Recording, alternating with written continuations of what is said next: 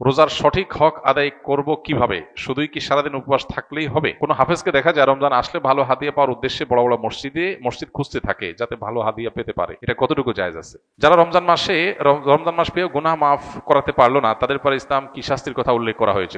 রমজান মাসে কোন কোন কাজগুলো করলে রোজা ভাঙবে এবং সেগুলোর কাফফারা হিসেবে কি দিতে হবে? রমজানকে সঠিক পরিকল্পনার মাধ্যমে কিভাবে কাটাতে পারি অনুগ্রহ করে বলবেন। আমার একটি নবজাতক শিশু রয়েছে, আমি কি রোজা রেখে তাকে খাওয়াতে পারবো বা রোজা না রাখলে কি সমস্যা হবে? রোজা অবস্থায় কোনো ব্যক্তি যদি সফরে বের হয় তাহলে তার বিধান কি? কোন কোন খাবার দিয়ে সাহরি ও ইফতার করা সর্বোত্তম হবে? ইফতার এবং সাহরির জন্য সবচাইতে উত্তম খাবার হলো খেজুর। নবী করিম সাল্লাল্লাহু আলাইহি সাল্লাম সাহরি সম্পর্কে বলেছেন, নেআমা সাহুরুল মুমিনি আত-তামার, ইমানদারের কতই না উত্তম সাহরি হলো খেজুর। তিনি ইফতার করতেন সাধারণত খেজুর দিয়ে, এবং যে খেজুর দিয়ে তিনি ইফতার করতেন সেটা ছিল আধা পাকা আধা কাঁচা খেজুর। সাধারণত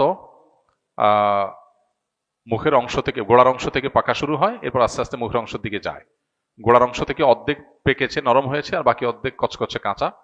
এই খেজুরকে বলা হয় রোতাব। নবী সাল্লাল্লাহু আলাইহি সাল্লাম এটা দিয়ে সাধারণত ইফতার করতেন। গরমের সময়, রমজান হলে এটা পাওয়া যায়। তো এটা যদি না থাকতো তাহলে সরাসরি সাধারণ যে খেজুর সেটা দিয়ে তিনি ইফতার করতেন, পুরো পাকা খেজুর দিয়ে ইফতার করতেন। অতএব ইফতারের জন্য খেজুর হলো সবচেয়ে উত্তম আইটেম। কিন্তু এটা জরুরি কোনো জিনিস না, আবশ্যক কোনো বিষয় না যে ইফতারের জন্য খেজুর হতেই হবে, খেজুর ছাড়া ইফতার হবে না এমন কোনো কথা নাই। কেউ যদি বড়ই দিয়ে ইফতার করে, ইফতার হয়ে যাবে, রোজা হয়ে যাবে। কত মানুষ দামি দামি খেজুর দিয়ে ইফতার করে কিন্তু তার রোজা আল্লাহর কাছে কবুল হয় না। আবার অনেকে হয়তো সামান্য এক ঢোক পানি দিয়ে ইফতার করেন অথবা অন্য কোনো খাবার দিয়ে ইফতার করেন, খেজুর কেনার সামর্থ্য নাই, কিন্তু তার রোজা আল্লাহর কাছে কবুল হয়ে গেছে। এই জন্য রোজার সাথে এই ইফতারের আইটেমের সম্পর্ক তেমন গভীর কোনো সম্পর্ক নাই। তবে হ্যাঁ, সামর্থ্য যখন থাকবে অনেক কিছুর, তখন খেজুরকে আমরা অগ্রাধিকার দেব সুন্নাহ হিসাবে নবী সাল্লাল্লাহু আলাইহি সাল্লামের। আল্লাহ আমাদেরকে তৌফিক দান করুন। ঠিক একইভাবে সাহরির জন্য এই একই খাবারকে বিশেষভাবে গুরুত্ব দেওয়া উচিত। সাহরিতে আমরা সাধারণত ভাত মাছ যাই খাই না কেন, একটা খেজুর আমরা কিনে নিতে পারি, একটু খেজুর খেতে পারি, দুটা খেজুর খেতে পারি, তাহলে সেক্ষেত্রে আমাদের সাহারিতে খেজুর খাওয়ার যে সুন্নাহ সেটা আদায় হয়ে যাবে ইনশাআল্লাহ। আরেকটা গুরুত্বপূর্ণ বিষয় হলো যে খেজুরের মধ্যে প্রচুর পরিমাণে খাদ্য শক্তি আছে, প্রচুর পরিমাণে খাদ্য শক্তি আছে, অনেক বেশি এনার্জি আছে। যার কারণে খেজুর এটা যখন ইফতার এবং সাহরি উভয়টাতে খাওয়া হয় তখন রোজা রাখাটা মানুষের জন্য সহজ হয়।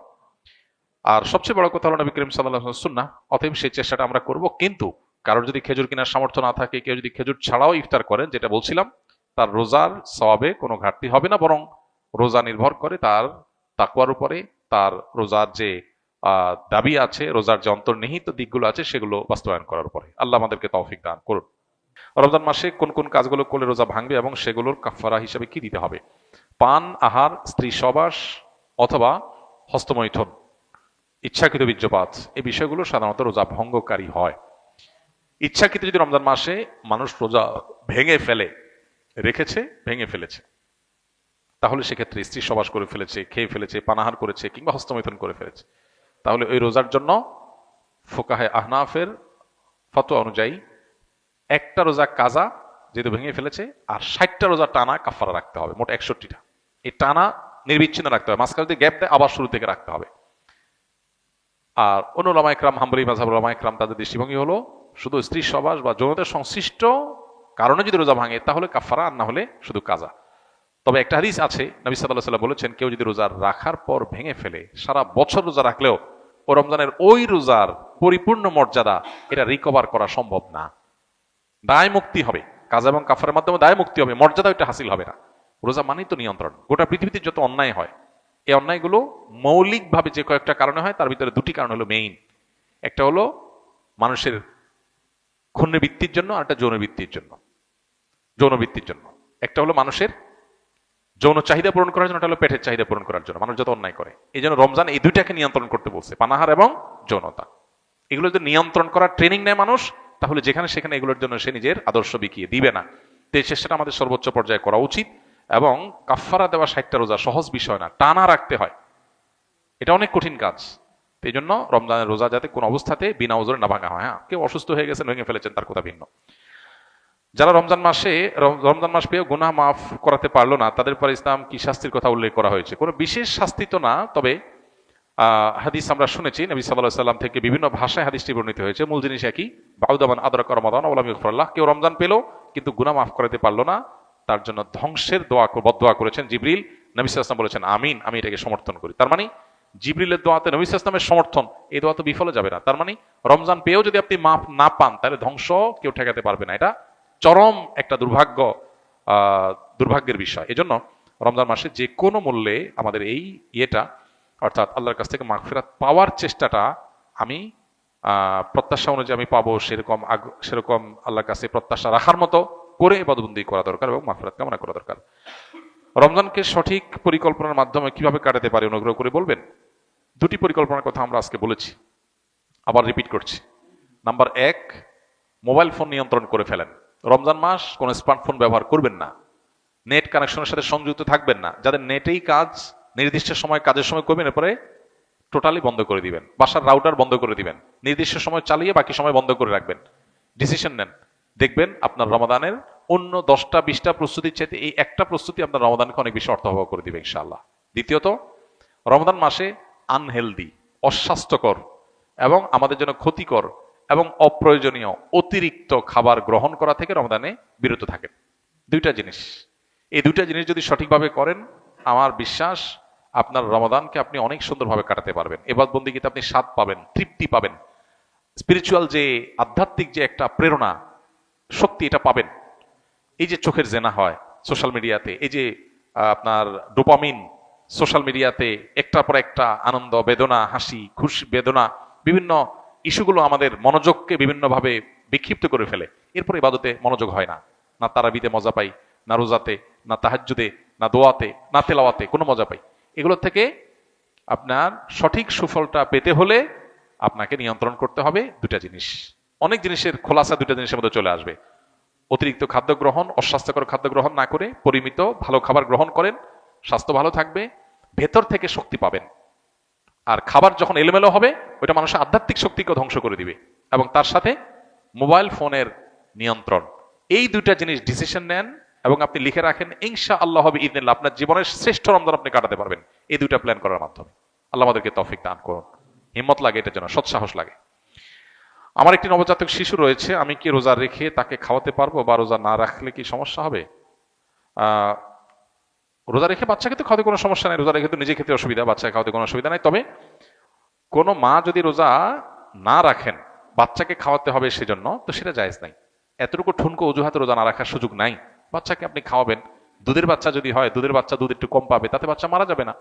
প্রয়োজনে আপনি দিনের বেলায় একটু বেশি ঘুমিয়ে থাকেন বাচ্চা সহ, লাইফস্টাইলটা চেঞ্জ করেন, রাতের বেলা একটু বেশি সময় জেগে থেকে কাজ করেন, যাদের দিনের বেলাতে রোজা রাখার কারণে দুধ কম আসে। বিভিন্নভাবে আমরা এটা রিকভার করতে পারি, বিকল্প খাবারের ব্যবস্থা করতে পারি। হ্যাঁ, কোনো রাস্তা যদি না থাকে, মরণাপন্ন হয়ে যায়, আল্লাহ না করুক, এরকম রিস্ক হলে তখন রোজা না রেখে অন্য সময় রোজা রাখার সুযোগ আছে। রোজা অবস্থায় কোনো ব্যক্তি যদি সফরে বের হয়, তাহলে তার বিধান কি? সফরে বের হলে মুসাফির রোজা রাখবে নাকি রাখবে না? সফরের দূরত্ব যদি হয়, মুসাফির যদি হয়, এই ব্যক্তি রোজা রাখা বা না রাখার ক্ষেত্রে স্বাধীন। শরীয়ত তাকে রোজা রাখতে বাধ্য করে না। তবে যেই রোজা সফরের কারণে রাখা হবে না, সে রোজা রমজানের পরে রেখে দিতে হবে এবং এর কারণে তার কোনো গুনাহ হবে না। আল্লাহ বলেছেন, ফামান কানা মিনকুম মারিদান আও আলা সাফারিন ফাইদ্দাতুম মিন আইয়ামিন উখর। যে ব্যক্তি অসুস্থ হবে, সফরে থাকবে, তার অন্য সময় রোজা রেখে দিলে সেটা তার জন্য রোজা হিসেবে যথেষ্ট হবে। তবে কেউ যদি সফরে তার কষ্ট না হয়, স্বাভাবিক, তাহলে তিনি রোজা রাখবেন, রাখতে পারেন, রাখা ভালো। আর যদি কারোর কষ্ট হয়, তার জন্য বরং কষ্ট না করে, সফরে আল্লাহ সুযোগ দিয়েছেন যেহেতু, সে অপশন নিতে পারে, নেওয়া উচিত। নবী সাল্লাল্লাহু আলাইহি ওয়াসাল্লাম থেকে এটা প্রমাণিত এবং এটাতে কোনো হেজিটেশন করা উচিত না। হ্যাঁ, অনেকে এমন আছেন যে রমজান পরে আমার আর রাখা কঠিন, কাজা রাখার সুযোগ হয় না, হবে না, তাহলে আমার কষ্ট হচ্ছে না, তাহলে তার জন্য রাখা উত্তম। কিন্তু সফর অবস্থায় শরীর আমাদেরকে রোজা রাখতে বাধ্য করে না। আমরা চাইলে রাখতে পারি, চাইলে ভাঙতে পারি, কিন্তু যেটা ভাঙবে সেটার বিনিময়ে যতগুলো ভাঙবে ততগুলো আবার রমজানের পরে রেখে দিতে হবে। হাদা মা ইনদি ওয়া লা ইনদাল্লাহ ওয়া জাযাকুমুল্লাহু খাইরা। সুবহানাল্লাহি ওয়া বিহামদিহি সুবহানাকাল্লাহুম্মা জাযাকুমুল্লাহু খাইর। এরপরে প্রশ্ন হলো, রোজার সঠিক হক আদায় করব কিভাবে? শুধুই কি সারাদিন উপবাস থাকলেই হবে? আমরা এর আগে বিভিন্ন সময় বিভিন্ন পর্যায়ে বলার চেষ্টা করেছি। নবী করিম সাল্লাল্লাহু আলাইহি সাল্লামের বেশ প্রসিদ্ধ হাদিস আছে এই প্রসঙ্গে। তিনি বলেছেন, রুব্বা সাইমিন লাইসা লাহু মিন সিয়ামিহি ইল্লাল জু'। বহু রোজাদার আছে যাদের রোজার থেকে উপোস থাকা ছাড়া আর কিছু হয় না। রোজা থেকে সিয়াম পালন করে তাদের প্রাপ্তি, তাদের ঝুলিতে, তাদের ভান্ডে থাকে শুধুমাত্র উপোস থাকা, এছাড়া আর কিছু তারা পায় না। কত দুর্ভাগ্যের কথা! কষ্ট করে রোজা রাখলাম, কিন্তু উপোস থাকাই হলো, আল্লাহর কাছে কোনো কিছু গেল না। এটা সবচাইতে হতভাগা মানুষদের কথা। তো এই জন্য রোজা যেন অর্থবহ হয়, সেটা যেন শুধু উপোস থাকা না হয়। সিয়াম যেন আল্লাহর কাছে আমাকে প্রিয় পাত্র করে দেয়, সিয়াম যেন আমাকে জান্নাতের উপযুক্ত করে দেয়, রাইয়ান দিয়ে জান্নাতে প্রবেশ করার উপযুক্ত করে, সেজন্য সিয়াম রেখে আমাদেরকে তাকওয়া চর্চা করতে হবে। নবী করিম সাল্লাল্লাহু আলাইহি ওয়াসাল্লামের আরেকটা হাদিস আছে, তিনি বলেছেন, মাল্লাম ইয়াদা কাওলা যুরি ওয়াল আমাল বিহি ওয়াল জাহল ফালাইসা লিল্লাহি হাজাহ আন ইয়াদা তাআমাহু ওয়া শারাবাহু। যে ব্যক্তি রোজা রেখে অনর্থক অহেতুক কাজ কাম ছাড়লো না, এই যে মোবাইল টিপাটিপি, ফেসবুক, ইউটিউবে অহেতুক সময় নষ্ট করা করি, এগুলো যে ছাড়লো না, যে ব্যক্তি মিথ্যা কথা বলা ছাড়লো না, মিথ্যা কাজ ছাড়লো না, আবার রোজা রাখলো, এই ব্যক্তির এই উপোস থাকায় আল্লাহর কোনো ঠেকা পড়ে নাই। এই জন্য রোজা রেখে কোনো প্রকার গুনাহ না করা, বিশেষ করে চোখের গুনাহ, মুখের গুনাহ এবং সময় নষ্ট না করা, মিথ্যা প্রতারণা, এসব কিছু না করা, এটা হলো রোজার অন্তর্নিহিত শক্তি। রোজার স্ট্রাকচারটা তো দাঁড়ায় যাবে, আমরা সাহারি খেলাম, সারাদিন কিছু না খেলাম, ইফতারিতে খেলাম, বাস পানাহার বর্জন করলাম, আমার রোজা দাঁড়ায় গেল। কিন্তু এই রোজা, এটার যে প্রাণ, সেটা আসার জন্য এই রোজা রেখে কোনো প্রকার সিয়াম পালন করে কোনো প্রকার গুনাহ থেকে আমাকে বেঁচে থাকার চেষ্টা করতে হবে, তাহলে সেটা অর্থবহ হবে। আল্লাহ আমাদের সবাইকে সেই তৌফিক দান করুন। এই চ্যালেঞ্জটাতে আল্লাহ তাআলা আমাদের সবাইকে বিজয়ী হওয়ার তৌফিক দান করুন। এরপরে প্রশ্ন হলো, অনেকে দেখা যায় হাফেজকে রমজান আসলে ভালো হাদিয়া পাওয়া, মানে কোনো হাফেজকে দেখা যায় রমজান আসলে ভালো হাদিয়া পাওয়ার উদ্দেশ্যে বড় বড় মসজিদ খুঁজতে থাকে যাতে ভালো হাদিয়া পেতে পারে, এটা কতটুকু জায়েজ আছে? ভাই, রমজান মাসে তারাবির নামাজের ইমামতি করে তারাবিতে মানুষকে কোরআন তেলাওয়াত শুনিয়ে তার বিনিময় গ্রহণ করাকে উলামা ইকরাম নাজায়েজ বলেছেন। এটা সর্বজন বিদিত। মূলত কোনো ইবাদতের বিনিময় নেওয়া যায় না, কোনো ইবাদতের, কোনো নেকামলের বিনিময় নেওয়া যায় না। কয়েকটা বিষয়কে সারা বিশ্বের সব উলামা ইকরাম অলমোস্ট এজমা, ঐক্যমত্য পোষণ করেছেন যে কয়েকটা জিনিস এর মধ্যে এক্সেপশন, কয়েকটা জিনিস সম্পূর্ণ এই মূলনীতির বাইরে। তার মধ্যে একটা হলো 5 ওয়াক্ত নামাজের ইমামতি, মুয়াজ্জিনি, মসজিদের খেদমত, কারণ এগুলো মিন শাআইর দ্বীন। 5 ওয়াক্ত নামাজ দ্বীনের নিদর্শন, প্রতীকী বিষয় ইসলামের। এটা ঠেকাবার জন্য কিছু মানুষ যদি ডেডিকেটলি না রাখা হয়, তাহলে সেক্ষেত্রে মসজিদে নামাজ কায়েম নিয়মিত সময় মতো হওয়া কঠিন। এবং একটা মানুষ অন্য 10টা কাজ করবে, পাশাপাশি সে মসজিদে 5 ওয়াক্ত এরকম দায়িত্ব পালন করবে, এটা সহজ না। তো এই জন্য এটা একটা নিরুপায়। আরেকটা হলো, মানুষকে দ্বীনি শিক্ষা দেওয়ার জন্য ওয়াজ নসিহত, তালিম, তারবিয়ত, শিক্ষকতা, মুদাররিসি, এগুলো দ্বীনি কাজ, এগুলোর বিনিময় নেওয়া মৌলিকভাবে জায়েজ নাই। কিন্তু এটাও সর্বসম্মতিক্রমে উলামা ইকরামের এক্সেপশনের মধ্যে রয়েছে, অর্থাৎ জায়েজ কেন? কারণ দ্বীনি ইলমের চর্চা যদি না থাকে, দ্বীন থাকবে না, এবং এটার জন্য ডেডিকেটেড মানুষ না থাকলে এটা টিকা থাকা কঠিন। এই জন্য এখানে বিনিময় নেওয়া জায়েজ। তো এরকম যেসব বিষয়গুলো আছে, তারাবির নামাজে কোরআন তেলাওয়াত শোনা, এটা সেই আইটেমের মধ্যে পড়ে না। এটা একটা সুন্নাহ আমল, এটা ফরজ বা ওয়াজিব কোনো আমল না, বা ইসলামের প্রতি কোনো বিষয় না। যার কারণে এইটার বিনিময় দেওয়া অন্য 10টা আমলের মতোই না জায়েজ। সাধারণ সময় আমরা কোরআন তেলাওয়াত করে দিই, একজনকে বলি, ভাই আমি এক পারা কোরআন তেলাওয়াত করে দিব, আপনি আমাকে 500 টাকা দিন, জায়েজ হবে? আমি ভাই এক পারা কোরআন তেলাওয়াত শোনাবো আপনারে, আপনি আমার 500 টাকা দিন, জায়েজ হবে? জায়েজ নাই। এই জন্যই তো যারা কারি অথবা যারা বিভিন্ন জায়গায় কেরাত পড়েন, বিনিময় নেন, এ ব্যাপারে উলামা ইকরামের ফতোয়া হলো এই বিনিময় নেওয়া জায়েজ নাই। জায়েজ হতে হলে একটু ওয়াজ করতে হবে, তাহলে ওয়াজ নসিহতের বিনিময় হিসাবে নিতে পারে। কিন্তু সলিড তেলাওয়াত করলেন আর বিনিময় নিলেন, কিসের বিনিময় নিলেন? এটা জায়েজ নাই। তেলাওয়াত একটা নিরেট ইবাদত। আপনি যদি নামাজ পড়ে যায় বলেন যে নামাজ পড়ছি, আমার 500 টাকা দেন, তাহলে আল্লাহ কাছে সওয়াব পাওয়া যাবে? যাবে না, বরং এটা গুনাহ হবে। এই মূলনীতির আলোকে তারাবির নামাজে হাফেজ সাহেবরা আপনার কোরআন কারীমের তেলাওয়াত শুনিয়ে বিনিময় দেওয়া নেওয়াকে উলামা ইকরাম নাজায়েজ বলেন। এখন এই ফতোয়ার উপরে আমল আসলে দেশের 1% মসজিদে হয় না, সবাই টাকা দেয় এবং নেয়। এখন এই দেওয়া নেওয়াটা যেন একেবারে নাজায়েজ না হয়, সেজন্য বিভিন্ন ফাঁক ফোকর বের করছে, হাফেজ সাহেবরা এগুলো জানে। এর মধ্যে একটা হলো যে ওয়াক্তিয়া নামাজের ইমাম হয়ে যায়, ঠিক আছে, ওয়াক্তিয়া নামাজের ইমাম হিসেবে নিয়োগ দিলাম, নিয়ে তার এটার বিনিময় দিলাম, তার ডিউটি দিয়ে দিলাম যে 30 দিনের জন্য আপনি এশার ইমাম, 2 ওয়াক্তের ইমাম, এই 2 ওয়াক্তের বিনিময়ে আপনাকে দিলাম। তো ঘুরে ফিরে এটা নেয়। এটা আমাদের জন্য দুর্ভাগ্যের বিষয় যে হাফেজ সাহেবরা তারা বিভিন্ন ছলছাতুরি করে তারা মসজিদে তারাবি পড়াইলে তারা হাদিয়া পায়, এছাড়া পায় না। পৃথিবীর বিভিন্ন দেশে আমাদের দেশের মতো হাফেজের মান এত ভালো না। এরকম বহু দেশ আছে যেখানে হাফেজের অনেক কদর হয়, অনেক কদর হয়। কেন তাদেরকে তারাবি পড়ায় বিনিময় দিতে হবে? হাফেজদেরকে এমনি সম্মানিত করা যায় না? এমনকি তারাবি পড়ালো না একটা হাফেজ ছেলে, ওর তো এমনিতেই সম্মানিত করা উচিত যে সে আল্লাহর কালামকে বহন করছে, আল্লাহর কালামকে সংরক্ষণ করছে, যেটা আমাদের সবার উপরে কর্তব্য, ফরজে কেফায়া, সবার পক্ষ থেকে কেউ আদায় করা কর্তব্য যেটা, সেটা সে আদায় করছে। সমাজে মানুষের মধ্যে মানসিকতাটা থাকা দরকার, কিন্তু নাই। আমরা হলাম চাকরি করায় তারপরে টাকা দিব। তো হাফিজ সাহেবদেরকে এমনিতে হাতিয়ে দেওয়া উচিত, বাকি হাফিজ সাহেবরা তাদের মধ্যে এই তামাবুল বা টাকা পয়সার নেশা না হয়ে আল্লাহর কালাম বেশি মানুষকে শোনাবো, বড় মসজিদে শোনাবো, বেশি মানুষ শুনবে এবং আমার মধ্যে দায়িত্ববোধ বেশি আসবে, এই চিন্তা থেকে বড় বড় মসজিদে যাওয়ার চেষ্টা করা দরকার।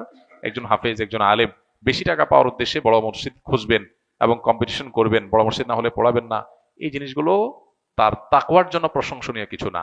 কোরআন যিনি বহন করছেন, তিনি যদি কোরআনের শিক্ষাটা বহন না করেন, জুহুদ এবং তাকওয়া যদি তার ভিতরে না ঢুকে, তো এটা হলো কামাসাল হেমার ইয়াহমিলু আসফারা। গাধার পিঠে অনেক কিছু আছে, গাধা জানে না পিঠে কি আছে। হাফেজ কোরআনে কি বলছে সেটা বোঝে না, সেরকম হয়ে যাবে। আল্লাহ আমাদের হাফেজদেরকে মুত্তাকি হওয়ার তৌফিক দান করুন, আর বাকি যারা মসজিদে দায়িত্বশীল আছেন, সাধারণ মুসল্লি আছেন, তারা হাফেজদের কদর করার তৌফিক দান করুন। এই কদর করার জন্য কিচ্ছু লাগে না। বহু মানুষ আছেন সমাজে, মসজিদে লাখ লাখ টাকা মাসে খরচ করে, তার মসজিদে একটা হাফেজ ছেলে, মাদ্রাসার ছাত্র, গরিব ফ্যামিলি, ওরে 250,000 1 লাখ টাকা একজনে দিয়ে দিতে পারে হাদিয়া। এরকম বহু লোক প্রত্যেকটা মসজিদে শহর অঞ্চলে অন্তত আছে। কিন্তু না, আমাদের কলিজাগুলো অনেক ছোট, ওই তারাবির চান্দা ছাড়া আর কিছু দেওয়ার মানসিকতা আমাদের হয় না। খুবই দুর্ভাগ্যজনক বাস্তবতা। দেশ থেকে তো অনেক ভাতা আছে, হাফেজ সাহেবদের জন্য রাষ্ট্রীয় টাকা থেকে ভাতা দেওয়া উচিত মাসে মাসে। যারা ভালো হাফেজ হবে তাদেরকে প্রণোদনা, যারা তার কোরআনের হামেল হতে পারে, কোরআনের সংরক্ষক হতে পারে। আল্লাহ তাআলা সেরকম পরিবেশ আমাদের গড়ে তোলার তৌফিক দান করুন। জানাজা নামাজ পড়া জায়েজ হবে কিনা, ভাই এটা আমরা এর আগে বেশ অনেকবার বলেছি। গায়েবানা জানাজার এই পদ্ধতিটা রাজনৈতিক পদ্ধতি। গায়েবানা জানাজা মূলত রাজনৈতিক জানাজা। এটা কোন জানাজা? রাজনৈতিক জানাজা। যে লাশ নিয়ে অনেক মহড়া দিতে হবে, অনেক ভোট কালেক্ট করতে হবে, মানুষের ইমেজ ক্যাচ করতে হবে, এই জন্য যত বেশি সম্ভব গায়েবানা জানাজা করো। নবী করিম সাল্লাল্লাহু আলাইহি সাল্লাম গায়েবানা জানাজা পড়েছেন, যার তিনি ছিলেন কে? নাজাশি। ইথিওপিয়ার নাজাশি ভিলেজ, এখনো আছে ভিলেজ, ওই নামেই আছে নাজাশি ভিলেজ, এবং ওনার কবর ওখানে আছে। আমরা যাওয়ার চেষ্টা করেছিলাম, বাট পাশে যেতে পেরেছি, ওখানে যেতে পারি নাই। তো নাজাশি বাদশাহ তিনি ইসলাম গ্রহণ করেছেন, কিন্তু তিনি যেখানে মারা গেছেন সেখানে কোনো মুসলমান ছিল না, তার জানাজা হয়নি। তাকে দাফন করা হয়েছে খ্রিস্টানদের পদ্ধতিতে। নবী সাল্লাল্লাহু আলাইহি সাল্লাম তখন মদিনা থেকে তার গায়েবানা জানাজা পড়েছেন, কারণ তার জানাজা হয় নাই। এই জন্য ফুকাহা একরাম বলেন, কারোর যদি কোনো মুসলমানের কোথাও মৃত্যু হয়েছে সেখানে জানাজা হয় নাই, তাহলে দূর থেকে অন্য মুসলমানরা তার জানাজা গায়েবানা পড়বে, এটা ঠিক আছে। কিন্তু একটা আস্ত জানাজা হয়েছে, এখন আরো 500 জানাজা পড়তেছেন, কি গায়েবানা জানাজা, এটা শরিয়া অনুমোদন করে না। এটা হলো রাজনৈতিক জানাজা, এটা শরিয়ার জানাজা না। এরপরে প্রশ্ন হলো, শবে বরাতে কি বিশেষ কোনো ফজিলত আছে? এটা আমরা এর আগে ভাই গত সপ্তাহে বলেছি, তার আগেও বলেছি। শবে বরাতে আল্লাহ তাআলা হিংসুক এবং মুশরিক ছাড়া বাকিদেরকে সাধারণ ক্ষমা ঘোষণা করেন। অতএব সাধারণ ক্ষমার ঘোষণার কথা হাদিসে সাব্যস্ত রয়েছে, এবং এ সম্পর্কে আরো অনেকগুলো হাদিস আছে যেগুলো দাঈফ, সবগুলোকে একত্র করলে রাতের ফজিলত সাব্যস্ত হয়। পুরোপুরি কোনো ফজিলত নাই এটা বলাটা সঠিকতার নিকটবর্তী না, বরং ফজিলত কিছু না কিছু ফজিলত সাব্যস্ত হয়। কিন্তু আমরা আবার এটাকে যতটা ঘটা করি বা যারা পালন করি তারা আবার এত বেশি পালন করি যে এটাকে লাইলাতুল কদরের চাইতে গুরুত্বপূর্ণ রাত বানিয়ে ফেলেছি। অতএব শবে বরাত বা লাইলাতুল নিসফে শাবান যেটাকে বলছি আমরা শবে বরাত, এটা বাড়াবাড়ি এবং ছাড়াছাড়ির কবলে পড়ে গেছে। কেউ এটা নিয়ে করে বাড়াবাড়ি, আর কেউ করে ছাড়াছাড়ি। আমাদের মধ্যম পন্থা অবলম্বন করা দরকার, এবং এই রাতকে কেন্দ্র করে যে সমস্ত বেদাত হয়ে থাকে সেই কুসংস্কারগুলো থেকে আমাদের দূরে সরা দরকার। এরপরে প্রশ্ন হলো, আমি এই ভূমিপল্লীর বাসিন্দা, আমাদের আবাসিক এলাকার এখানে আপনার মতো একজন হুজুর আছেন, এখানে নিয়মিত গান বাজনা চলে, এখানে আপনার শানে ও মসজিদের শানে এগুলো মানায় না, দয়া করে এগুলো নিয়ে কমিটির সাথে একটু কথা বললে ভালো হয়। কমিটিকে তো এর আগে বারবার আমি নিজেও বলেছি, যদিও আমি এখানে থাকি না, কি হয় জানি না, কিন্তু বিভিন্ন উপলক্ষে, বিশেষ করে যে 31st নাইট উপলক্ষে, বিভিন্ন উপলক্ষে আমরা বলেছি কমিটিকে অ্যাক্টিভ হতে পারে। দুর্ভাগ্যজনক ওনারা সেটা করতে পারেন নাই, খুবই দুর্ভাগ্যজনক বাস্তবতা। এগুলো আসলে মুরব্বী বুড়াদের দিকে তাকা হবে না, এগুলো করতে হবে তরুণদেরকে। তরুণদের উচিত এসব অনাচারের বিরুদ্ধে দাঁড়ানো। আমি যেখানে যাই সেখানে চেষ্টা করি অনাচারের বিরুদ্ধে দাঁড়ানোর। গতকালকে আমার বাসার সামনে কিছু তরুণ দেখে একটা গাড়ি নিয়ে আসছে, আমাকে দেখে নামলো। তো আমি দেখলাম তাদের গাড়িতে বিয়া বড় একটা গিটার, এটা নিয়ে তারা যাচ্ছে, আমাকে দেখে নেমে সালাম ও সাবা করলো। তো চিন্তা করলাম যুবক পোলাপান গিটার নিয়ে যাচ্ছে, গান টান করবে, আবার হুজুর দেখা দাঁড়াইছে আপনার দোয়া নেওয়ার জন্য। এই হলো বাঙালি মুসলমানের হালত। গাড়িতে গিটার নিয়ে যাচ্ছে 5-6 জন, ঝাঁকানাকা গান দিবে, আবার এদিকে হুজুর দেখে আবার একটু সালাম মোসাফা করতে মন চাইছে। তো আমি তাদেরকে সালাম মোসাফা করে বললাম, বাবা গাড়িতে দেখলাম একটা লম্বা ইয়া বড় কি গিটার নাকি, এটা কোথায় মানুষের ঘুম হারাম করতে যাচ্ছ তোমরা? তো বলছে, না না না হুজুর, আমরা করব না। দেখেন, বাংলাদেশে এই অনাচারের বিরুদ্ধে একটা বিপ্লব লাগবে, নাহলে এটা থামবে না। আমরা ওয়াজ মাহফিল দিয়ে শুরু করি, কারণ আমাদের সেকুলার বন্ধুরা এসব বিষয়ে কথা বলতে বলে, হ্যাঁ কথা বলতে গেলে বলে আপনারা হুজুররা মাহফিলের বিরুদ্ধে কিছু বলেন না। প্রথম কথা হলো, মাহফিলের মাইক দিয়েও যদি মানুষের অতিষ্ঠ করা হয় তাহলে সেটা ইসলাম সমর্থন করে না। এই কথা আমরা সবসময় বলি এবং এটা আগে বলি। কিন্তু আমাদের এটাও মাথায় রাখতে হবে, গ্রামাঞ্চলে বিশেষ করে মাহফিল তো বেশি হয় গ্রামে। গ্রামে মানুষ, পুরো গ্রামের মানুষ মাহফিল শোনার জন্য প্রস্তুত থাকে, গান শোনার জন্য পুরো এলাকার মানুষ প্রস্তুত থাকে না। এখানে পার্থক্যের জায়গাটা। গ্রামে মাহফিল যখন হয়, পুরো এলাকার মেয়েরা বাবার বাড়িতে বেড়াইতে আসে মাহফিল উপলক্ষে, মাহফিলকে কেন্দ্র করে পুরো এলাকাতে আমেজ তৈরি হয়, সবাই প্রস্তুত থাকে। তাছাড়া গ্রামে প্রচুর গাছপালা থাকার কারণে এক জায়গা থেকে আরেক জায়গায় সাউন্ড ওইভাবে যে মানুষের শহরে যেরকম ডিস্টার্ব হয় ওই লেভেলে ডিস্টার্ব হয় না। এরপরেও আমরা বলি সেখানেও গভীর রাত পর্যন্ত মাহফিল করা উচিত না। এবং আমি যেখানে যাই সেখানে এটা বলার চেষ্টা করি। শহরে মাহফিলে তো আমি দুইটা মাহফিল ঢাকায় গত 2-3 বছর আগে, আমার একটা রামপুরাতে আর একটা বোধ হয় মান্ডা মুগদার ওইদিকে, দুইটা মাহফিলে আমি রাস্তা থেকে ব্যাক করে গেছি। বললাম যে আমি খবর নিয়েছি, মাইক দূর দূরান্ত মতো লাগিয়েছেন, মানুষের ঘুম হারাম করেছেন, এই মাহফিলে আমি যাব না। পরে মাইক খোলাইছি, তারপর আমি সেখানে আবার রিটার্ন গেছি। তো ওলামা একরাম সচেতন, মাহফিলের মাইক নিয়ন্ত্রণ হচ্ছে, এবং এগুলো তো আলেমরা করে না। মাহফিল আয়োজন তো করে সাধারণত সাধারণ মানুষ, বুঝে না বুঝে করে। তো ওলামাদের দায়িত্ব সেখানে কথা বলা, তারা বলছেন এবং ইনশাল্লাহ এটা নিয়ন্ত্রণ হবে। মাহফিল হোক কিন্তু মানুষের কষ্ট না দিয়ে, মাহফিল হোক শব্দ দিয়ে মানুষকে অতিষ্ঠ না করে। কিন্তু এই যে গান বাজনার যে কষ্ট, মাহফিল তো রমজানে হয়, সরি শীত মৌসুমে হয়, বিশেষ সময় হয়, আর এই গান বাজনা তো সারা বছর হয়। আর মাহফিল তো বেশিরভাগই হয় রাত 10টা-11টার মধ্যে শেষ হয়, দেরি হয় যে অল্প কিছু মাহফিল। আর গান তো শুরুই হলো রাতে 12টার পরে, 10টার পরে। এই যে অতিষ্ঠ করা মানুষকে, এই জুলুমের বিরুদ্ধে আমাদের যুবকদেরকে দাঁড়াতে হবে। অন্য যুবকদের হাতে হাত রেখে, চোখে চোখ রেখে, কাঁধে হাত রেখে তাদেরকে বোঝাতে হবে তোমার আনন্দ আরেকজনের কষ্টের কারণ হবে, এটা কোনো সভ্যতার মধ্যে পড়ে না। তোমার বিবেক এটির জন্য তোমাকে বাধা দেওয়া উচিত। আমাদের যুবকদেরকে আল্লাহ যেন ইসলাহ করেন, সংশোধন করেন, তাদের বিবেকগুলো যেন জাগ্রত হয়, সে তৌফিক আল্লাহ তাআলা তাদেরকে দান করুন। আমরা ইনশাআল্লাহ তাদেরকে নাসিহা করব, অসৎ কাজে বাধা প্রদান করব। প্রত্যেক এলাকায় এগুলোর বিরুদ্ধে প্রতিরোধ কমিটি হওয়া দরকার। আইন শৃঙ্খলা রক্ষাকারী বাহিনীর লোকজন সবসময় চেষ্টা করেন, ওনারা একা পারেন না, তাদের সদস্য শক্তি জনবল কম। আমরা এলাকা থেকে তরুণরা, এটা কোনো মাস্তানির জন্য না, আইন হাতে তুলে নেওয়ার কথা বলছি না, অন্তত অ্যাওয়ারনেস তৈরি করা, অন্যায় কাজে বাধা দেওয়া, নাহিয়াল মুনকার করা, এটার জন্য এলাকাতে এলাকাতে যুবকদের জাগতে হবে।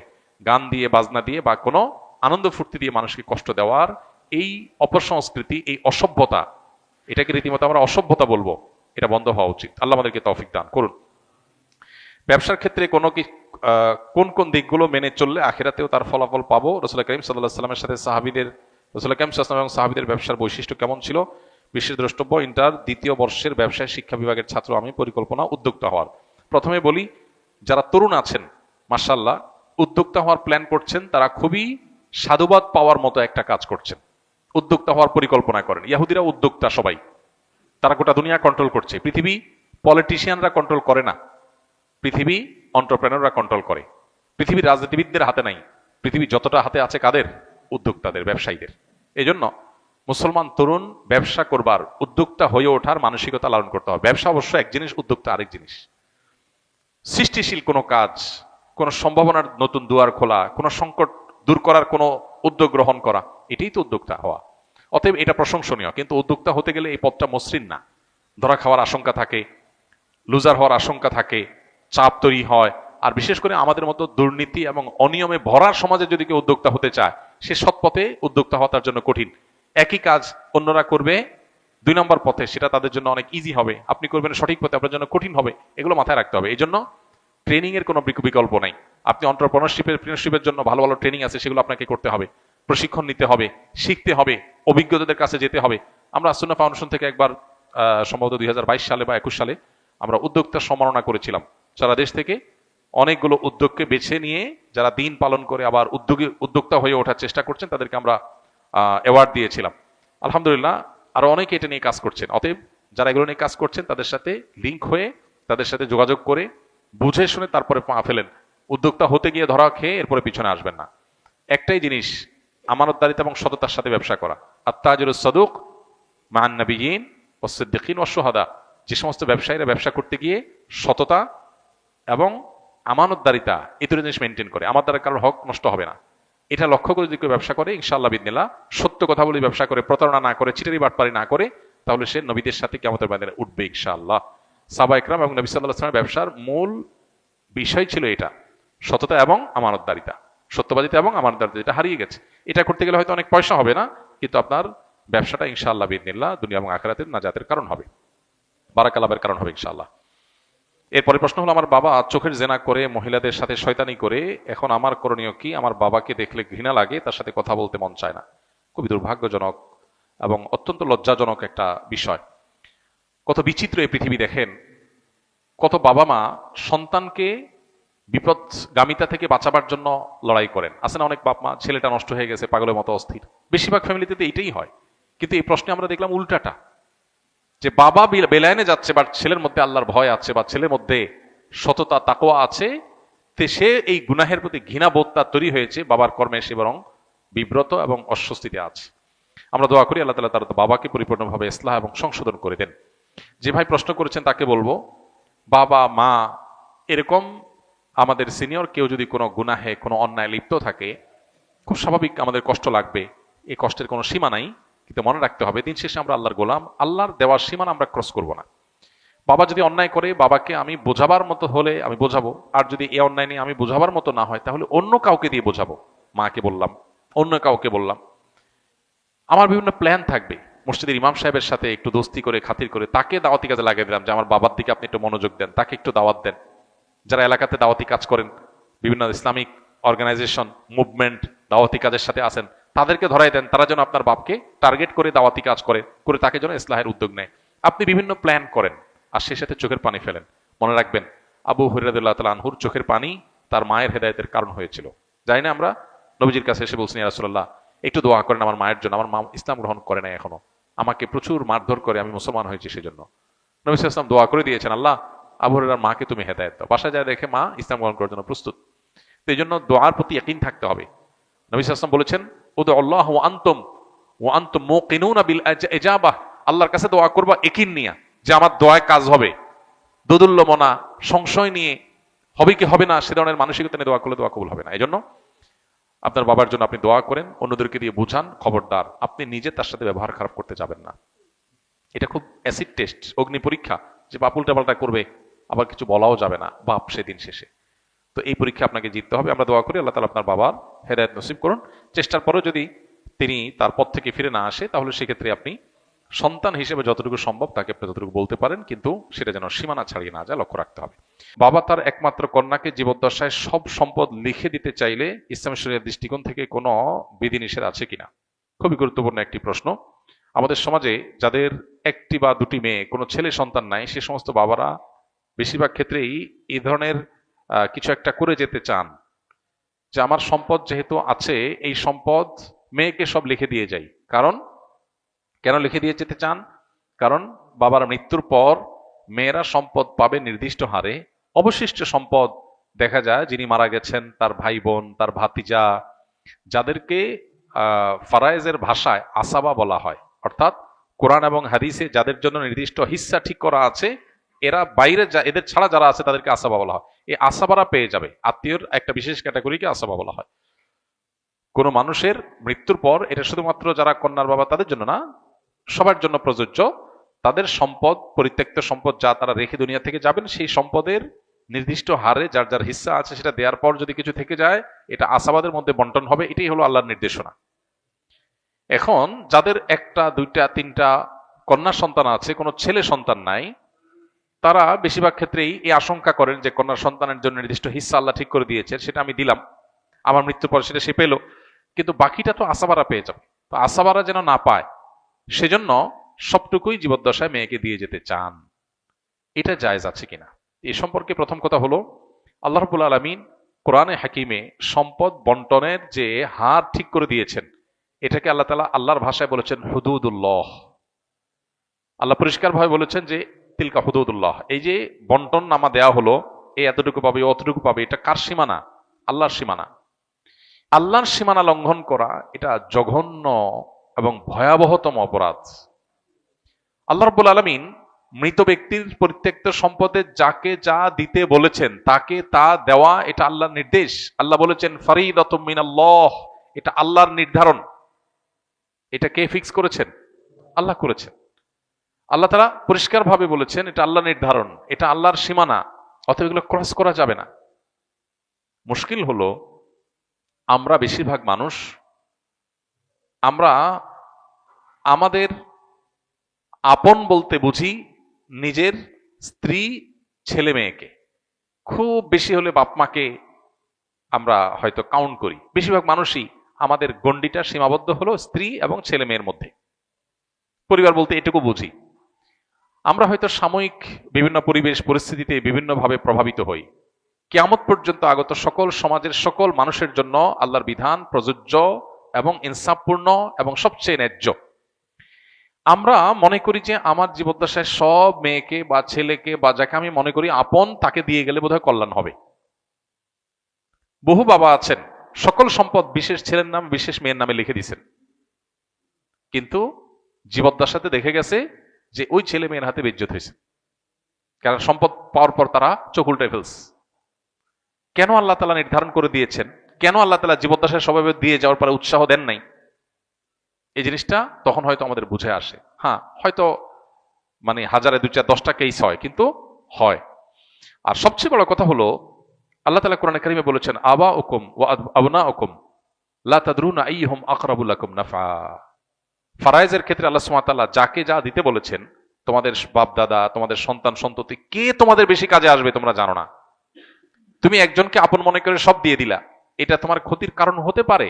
আল্লাহ যাকে যা দিতে বলেছে তাকে তা দাও, তোমার বুঝে না আসলেও দাও, তোমার মনে না চাইলেও দাও, এতে তুমি আল্লাহর কাছে রিওয়ার্ড পাবে।